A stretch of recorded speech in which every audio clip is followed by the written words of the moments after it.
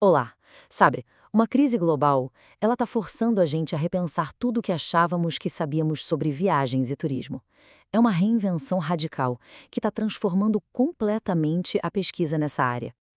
Então, para a gente entender isso na prática, vamos mergulhar numa história real. É a experiência da professora Verônica. Imagina só, ela viajou para a Coreia do Sul em fevereiro de 2020. Pois é, exatamente quando o mundo estava prestes a virar de cabeça para baixo. E essa história dela é impressionante. É como um conto de duas pandemias. De um lado, a experiência que ela teve. Do outro, o caos que o resto do mundo estava vivendo. O contraste é gritante. E a diferença, gente, é absurda. Pensa bem. Lá na Coreia do Sul, a professora Verônica encontrou um sistema funcionando. Segurança, informação em tempo real, centro médico no aeroporto, tudo baseado em dados. Agora compara isso com o que a pesquisa dela mostrou depois.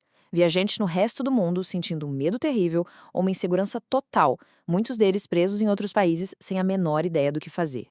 Essa diferença toda faz a gente se perguntar uma coisa muito séria, né? Por que o jeito antigo de estudar o turismo, aquele modelo que usamos por décadas, simplesmente não serviu para nada? Falhou feio na hora de prever ou, pelo menos, ajudar a lidar com uma crise desse tamanho. Para tentar responder isso, a gente precisa olhar para o trabalho da professora Rita. E o argumento dela é forte. A pesquisa em turismo ficou, literalmente, presa no passado. Por décadas, os dados de turismo eram basicamente isso aqui: números. Números simples que só descreviam o que aconteceu. Quanto chegaram, quanto gastaram e ponto final. Mas e daí? O que esses números realmente contam? Saber que 10 milhões de pessoas visitaram um lugar e gastaram R$ 150 por dia, isso não diz nada sobre as motivações delas, sobre como foi a experiência ou o impacto real na cultura local.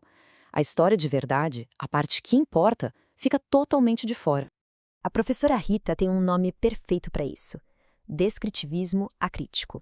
É um nome um pouco técnico, mas a ideia é simples. É a prática de só descrever o que se vê, sem nunca perguntar por quê. É uma abordagem antiga que simplesmente não funciona mais no mundo complexo de hoje.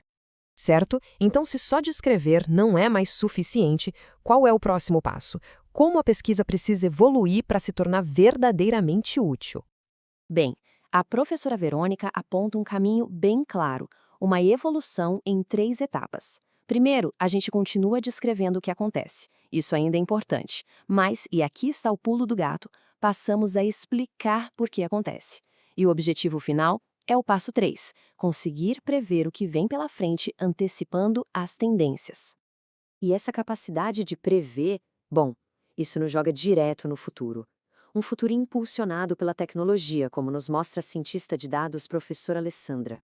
O motor dessa nova era é uma quantidade, assim, absurda de dados gerados por bilhões de dispositivos conectados. Pense em celulares, relógios, carros, tudo gerando informação o tempo todo. Com todos esses dados, dá para criar destinos verdadeiramente inteligentes. Imagina só, cidades que monitoram o fluxo de turistas em tempo real com o 5G ou usam drones para garantir a segurança em áreas movimentadas. É um nível de gestão e segurança que nunca vimos antes. E para quem viaja, a experiência se torna hiper-personalizada. É quase coisa de ficção científica.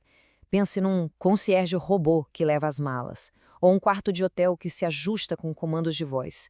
A jornada toda se torna muito mais fluida, da inspiração inicial até o check-out. Mas, claro que tem um mais. Essa tecnologia tão poderosa vem com um alerta bem crítico das 3 especialistas. A professora Alessandra dá um recado crucial. Usar algoritmos superpotentes sem uma base teórica e ética sólida é perigoso. Em outras palavras, a tecnologia é só uma ferramenta. Sem o conhecimento humano para guiar, ela pode nos levar a conclusões profundamente erradas. E isso nos leva à pergunta final, e talvez a mais importante de todas. Enquanto construímos esse futuro inteligente, como podemos garantir que ele seja também justo e humano?